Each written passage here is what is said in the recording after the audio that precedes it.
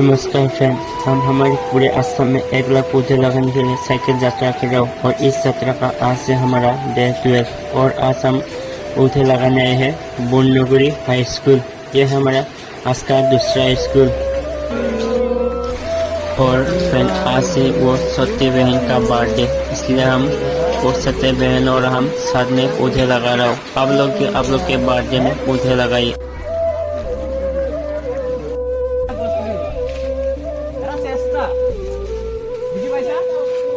চেষ্টাটো এইটো কাৰণে কৰিছোঁ আমি, কিয়নো আমি যদিহে মানুহ হিচাপে জীয়াই থাকিবলগীয়া হয় ন, তেতিয়াহ'লে ক'ৰবাত নহয় ক'ৰবাত গছ লাগিবই আমাৰ। প্ৰযুক্তিৰ বলত যেতিয়া মানুহে বিভিন্ন ক্ষেত্ৰত উন্নয়ন কৰিবলৈ গৈ আছে,